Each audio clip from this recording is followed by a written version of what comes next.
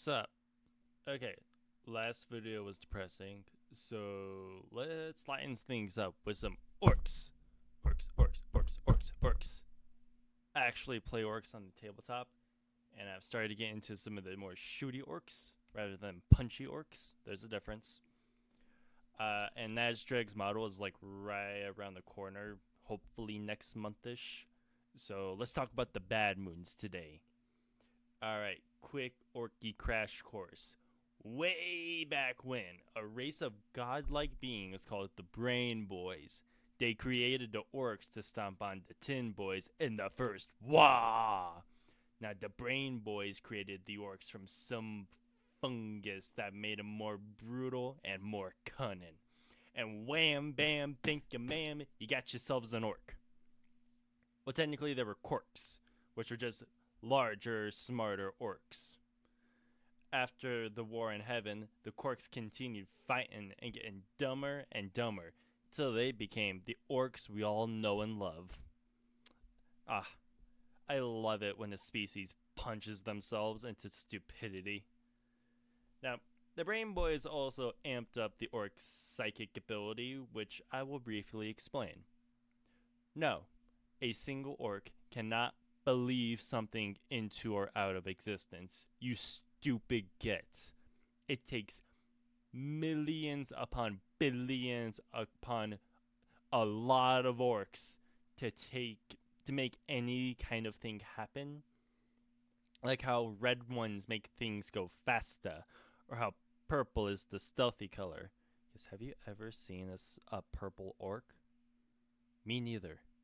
Now, here's how you get new young orcs. When two orcs get really bored, they decide to go fight something, sometimes each other.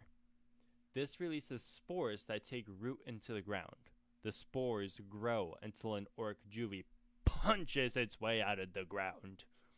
Now, assuming the juvie doesn't immediately get killed or eaten usually by other orcs, he'll go out to live in the wild with other juvies. Now, eventually, they get big enough to go and join a local orc clan, and he becomes a youth. Now, youths are an annoyance in orc clans. It's literally a rule or like some disadvantage during Crusade. But they do eventually mature into a full, proper orc boy. Okay, everybody got that? We all know what an orc is? Beautiful.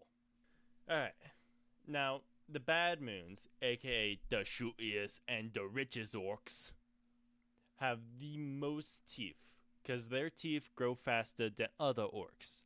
Bad Moons use the teeth for better DACA, trucks, wagons, and walkers.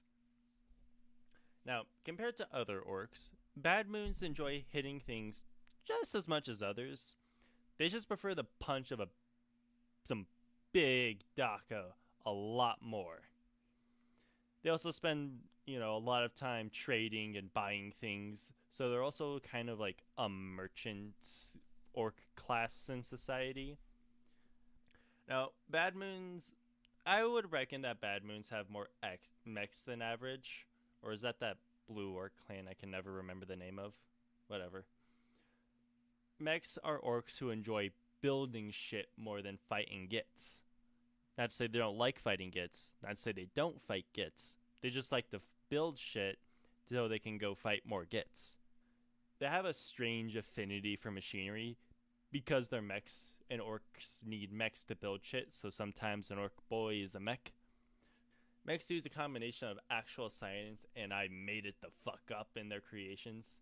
Sometimes they actually make a piece of tech that works, and it sometimes is literally a gun case with 3 teeth and a note that says DACA. Now on to Bad Moon's characters, and we have Nazdreg Ugg Ugrub and Uftak Gargant Smasher Blackhawk.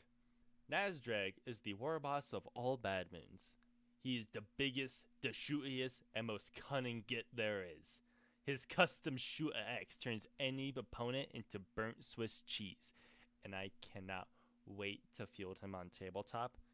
Gazgul is cool and all, but Nazdreg, he's just so much cooler. But this is a setting with depth, with subtlety, with fascinating characters and situations, you know? What does Nazdreg want? What are his reasons for going out there to wah every day? The loot. He wants the biggest loot.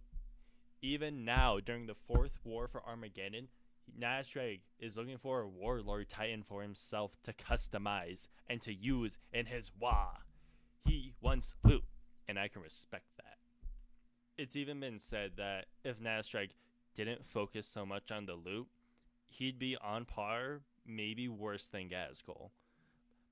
And that's totally fine, you know? Everybody knows that the loot is the most important part. We also have another Bad Moons war boss, Uvtak Blackhawk. Now, spoilers for Brutal Cunning and the Big Daka, by the way. Uvtak's story is of how a lowly orc boy was able to rise up the ranks to Nob, to Big Boss, until he killed his previous war boss so he could lead his own Wah Uvtak. Uvtak uses a SNAS hammer and a shock rifle, which is, proper killy gun. But it doesn't have the same kick as a shooter or a custom weapon. But to each their own, I guess. He also has a peck squig named Princess. Yes, I am serious. I love Princess. That is the best squig an orc can ask for. Uvtak has some proper cunning in his own right. Like when he used the shock jump dragster to teleport past the Titan's void shield and get into its cockpit. Because he's so fucking cool. He also rampaged through Kamara for a bit and just wrought absolute havoc and despair upon the Drukari, and I cannot be happier about it. He also stole one of their biggest ships for himself. He named it Star Smasher, and it has a proper big Daka. And damn it, I need the next Uvtak Blackhawk story. Now on to the models, and for once I actually have something to say here that isn't a dumb joke. Alright, we're playing Bad Moon, so you want some more Daka. No, literally, you want the more Daka detachment, especially the Shiny Shooters upgrade. That thing adds rapid fire, and you can stack it with other rapid fire. You don't get to do that with other abilities. This is something that's like, I think this is a one-of-a-kind occurrence in War right now in 11th, 10th, 11th. As far as like what units to play, for Bad Moons, you want Lutas, you want Flash Kits, you want Tank Busters, and Mega Knobs. And if you want to have fun, you want as much custom shit on there as possible. Custom basically means you have to roll hazardous after you shoot it, and there ain't nothing more orky than your gun doing more damage to yourself than your enemy, because orcs is always best.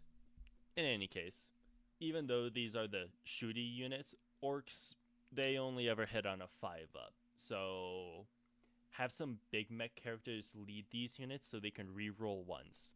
Except for Flash Kits. They can't be led by anything at the time of writing. Give us the mech captain back, you zogging cowards. I also recommend, battle wagon trucks and a Gorkonaut, because why not? And a Stomper, because that's playable now. Get yourself a Stomper. Have fun. Make that Knight player cry. Or more accurately, the Knight player will make you cry after your Stomper gets blown up turn 2. And obviously, get the Nazdreg model when it comes out. The other detachments to run is up to you. I use Freeboot Accrue because it gives sustained in shooting and melee, as well as some awesome stratagems that help you with shooting. I really like this one. I once rolled like 60 dice in a tournament because of this one. Let's see, what else? There's also the Wah. And I know it's going to be changed in a few months, so take this advice with a grain of salt. Don't worry about it too much. Frankly speaking, you should Wah turn 2, maybe turn 1 if you go second. It depends on what the board state looks like. You are the shooting army, keep this in mind. Right now, Wah is geared toward the melee army. So but you're running more Daka, so it depends on what you have available. You gotta be proper cunning if you're gonna wall right. And remember, you can't zog and miss if you shoot enough Daka. Wah!